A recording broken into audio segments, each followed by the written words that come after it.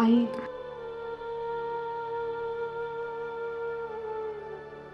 आई रडू नकोस ना ग. तुझा असा रडवेला चेहरा बघून मी निघू का घरातून? साक्षी, अगं प्रत्येक आईचं एक स्वप्न असतं, आपल्या मुलीची पाठवणी करायची. पण मी आज तुझी अशी पाठवणी करते. पण नाही, मी तुला अडवणार नाही. माझा तुझ्यावर पूर्ण विश्वास आहे. तुझ्या कामात तुला यशच मिळेल. पण एकच गोष्ट लक्षात ठेव, देशाची सेवा करता करता तुझे बाबा आपल्यापासून दूर गेले. मी, तुम्ही, आपण सगळे आत्तापर्यंत ते दुःख सहन करतो आहोत. तुमच्याकडे पाहून ते दुःख मी हसत हसत पचवलं. पण आता माझ्यात ती ताकद नाही राहिली ग. देशासाठी तुझं कर्तव्य पार पाडताना एक गोष्ट विसरू नकोस. तुला लवकर घरी परत यायचंय. मी, देऊ, तुझे दादू, काका, आम्ही सगळे तुझ्या वाटेकडे डोळे लावून बसलो. तुझी सगळी माणसं तुझ्याशिवाय अपूर्ण आहेत.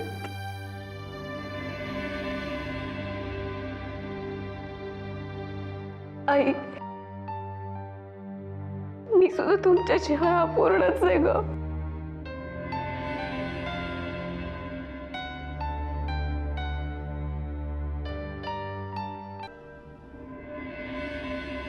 साक्षी, काका मला ऑल द बेस्ट नाही करणार? अगं आमच्या सगळ्यांच्या शुभेच्छा तुझ्या पाठीशी आहेतच साक्षी. स्वतःची काळजी घे.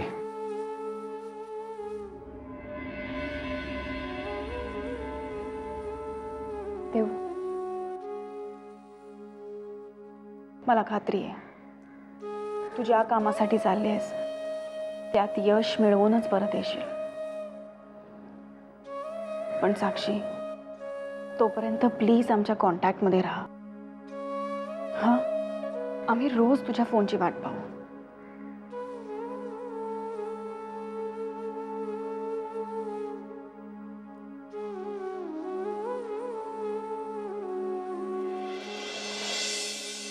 आई,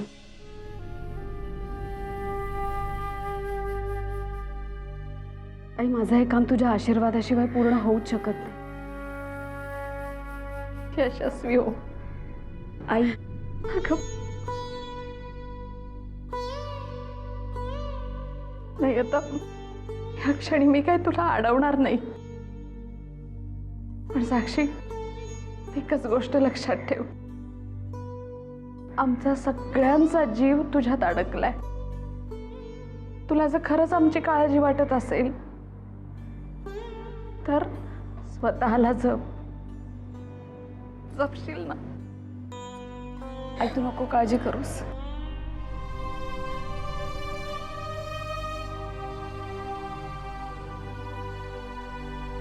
येते. नीट जा.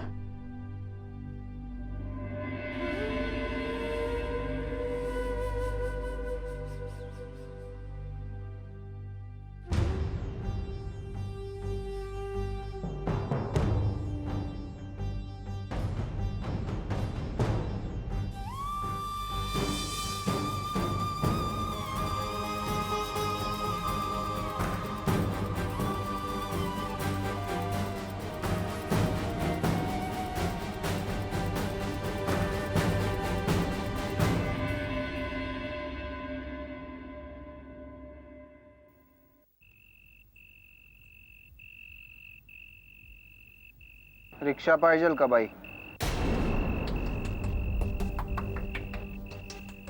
तुम्हाला कसं कळलं?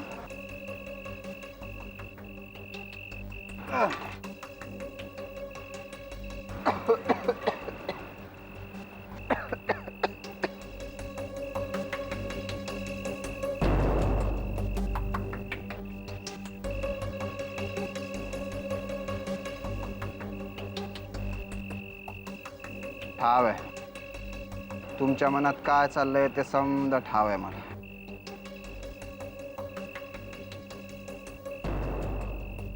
कोण आहात तुम्ही?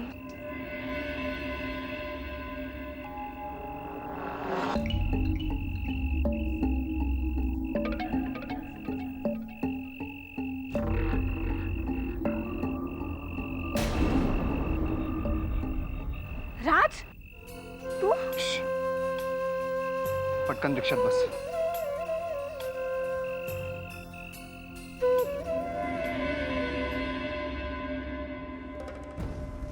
बसा आदित्यराज.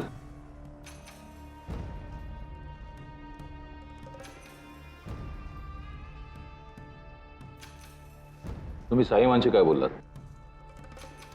कशाबद्दल? देवयानीबद्दल.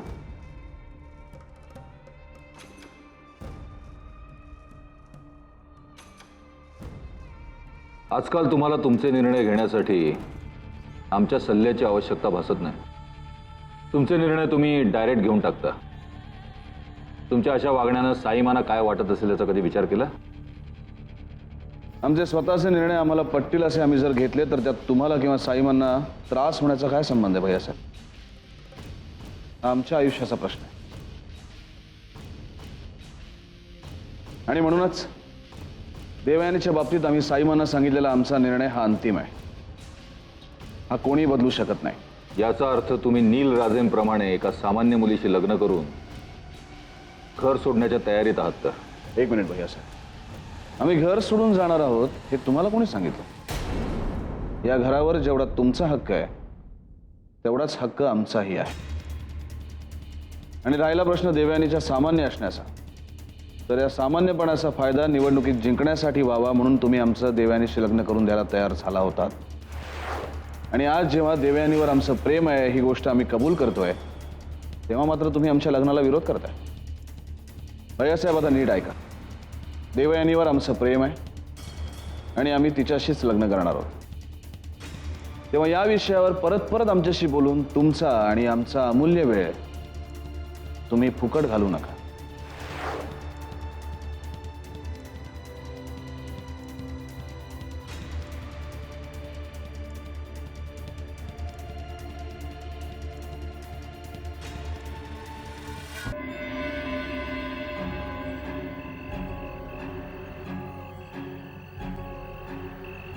आई,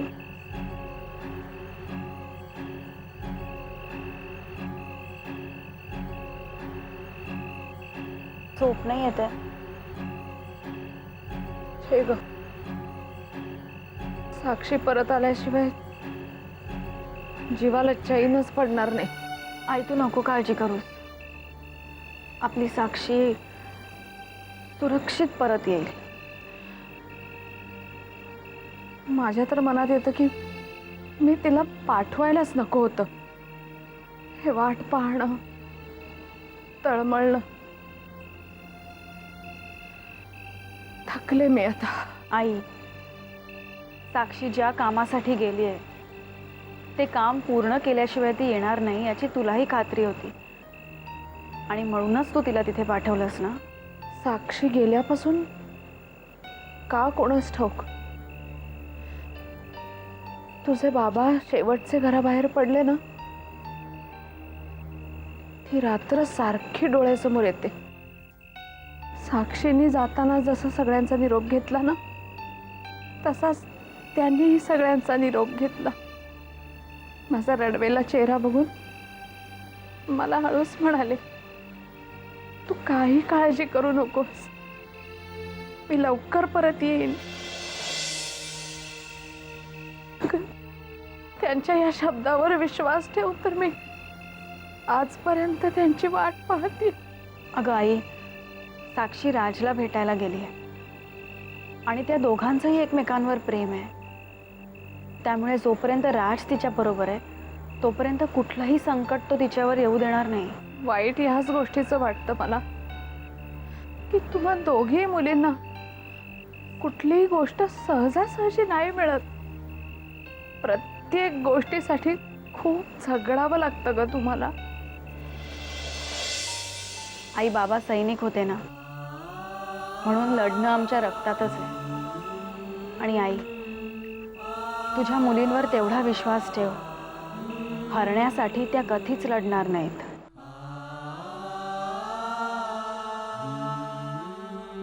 चल.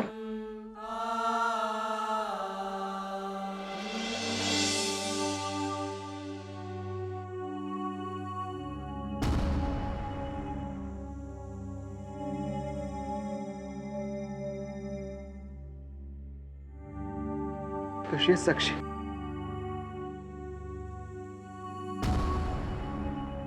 बरी आहे.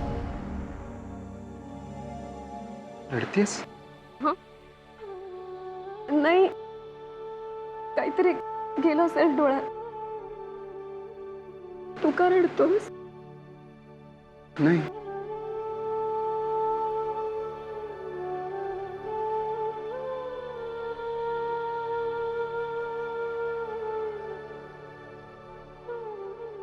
आय लव्ह यू साक्षी.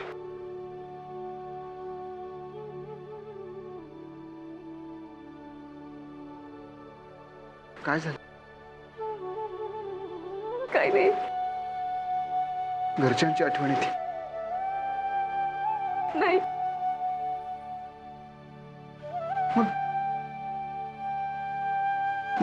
मला बघून तुला आनंद नाही झाला? झाला ना, खूप आनंद झाला. पण राज,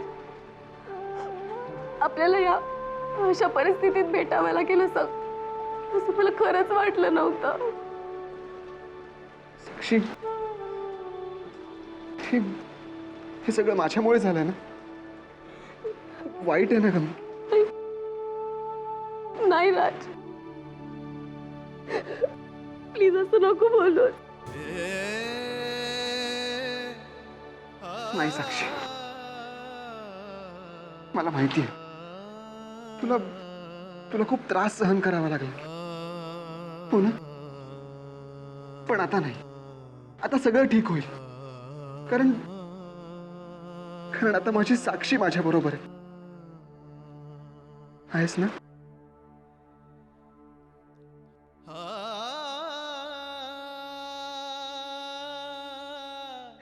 राज, असं काय झालं रे आपल्या बाबतीत? मी नाही जगू शकत तुझ्याशिवाय. खरंच नाही जगू शकत मी. तुला माहिती आहे किती मी तुला किती मिस केलं. राज, मी तुला खूप मिस केलं. मी खरंच नाही जगू शकत तुझ्याशिवाय. मी नाही जगू शकत. साक्षी, don't worry. आता सगळं ठीक होईल. सगळं ठीक होईल. अगदी तुझ्या मनासारखं, तुला हवं तसं. हं? सगळं ठीक होईल.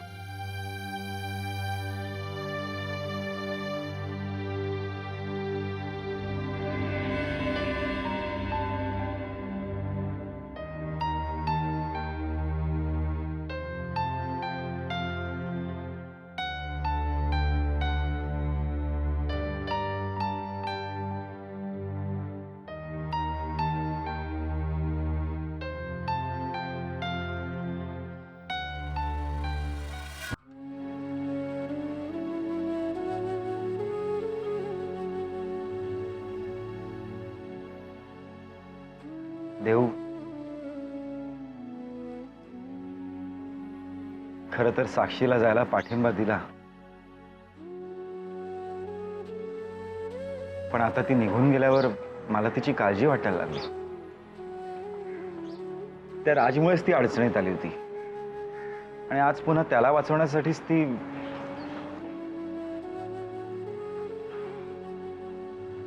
काका, तिच्या मदतीने जर अतिरेक्यांचा कट उघडकीस येणार असेल तर आपल्याला तिचा अभिमानच वाटेल ना.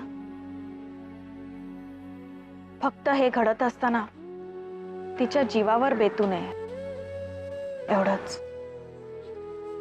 देव, साक्षीबद्दल लोकांना जर का बाहेर कळलं ना तर लोक तिला आणि आपल्यालाही वेड्यात काढतील. कारण या तिच्या निर्णयामागे तिचं फक्त राजवर असलेलं प्रेमच त्यांना दिसून येणार आहे. का?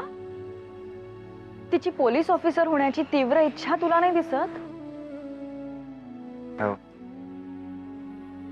बरोबर आहे तुझं. काका खरं सांगू, साक्षीपेक्षाही ना मला आईचं जास्त कौतुक वाटतं. हो ना देव. म्हणजे जयदादाचं उदाहरण समोर असतानाही तिने साक्षीला जायला परवानगी दिलीच कशी, मलाही आश्चर्य वाटते. म्हणूनच काका, कारण आजही ती मेजर मृत्युंजय देशमुखची पत्नी आहे.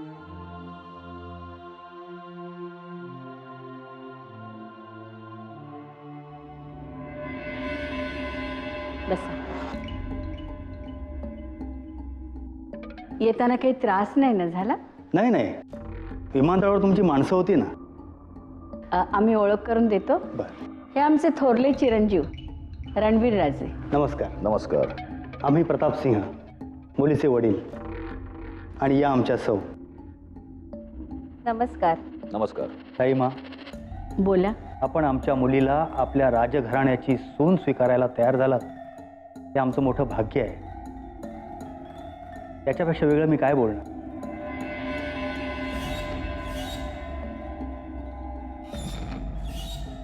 एक विचारू का? विक्रमादित्य राजे हो, त्यांना वेळ कुठे असतो, ते आपल्याच कामात दंग असतात. बरोबर आहे. एवढ्या राजशिर्के घराण्याचा सगळा बिझनेस ते बघतायत म्हटल्यावर त्यांना वेळ मिळणं जरा कठीणच आहे. काही हरकत नाही, पण तुम्ही आमच्या घरी याल तेव्हा त्यांना मात्र आवर्जून घेऊन या. आम्हाला वाटतं त्याची काही फारशी गरज नाही.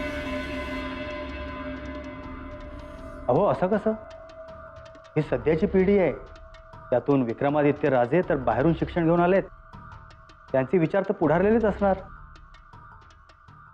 त्यामुळे मुलगी न पाहताच ते लग्नाला संमती कशी देतील?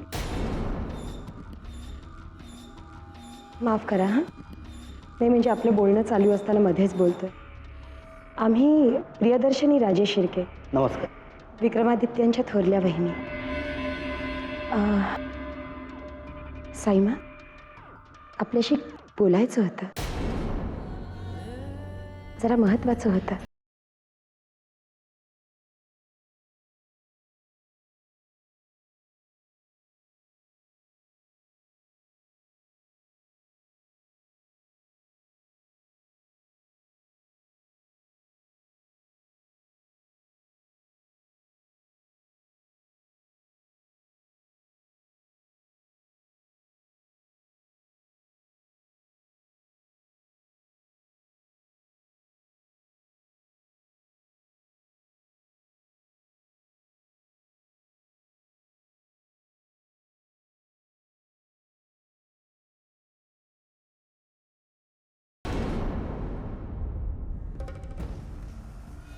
साईमा, या ना, तिथेच का थांबलात? प्रियदर्शनी, घरात पाहुणे आलेले असताना तुम्ही आम्हाला इथं का बोलवलंय?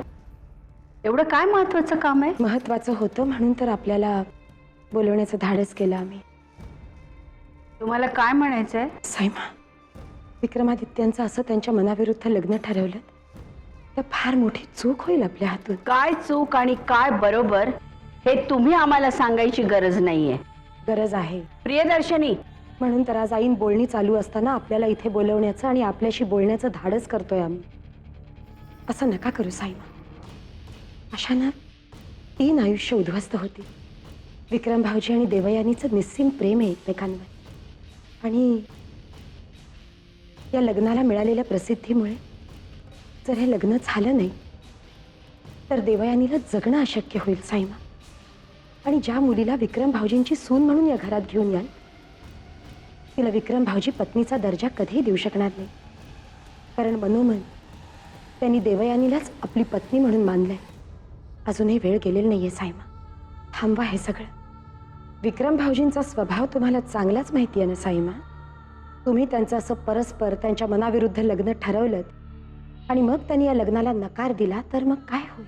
विक्रमादित्य आमचा मुलगा आहे आणि आम्ही जे सांगू तेच ते ऐकणार आहेत. आमच्या मनाविरुद्ध ते जाणार नाहीत, कळलं?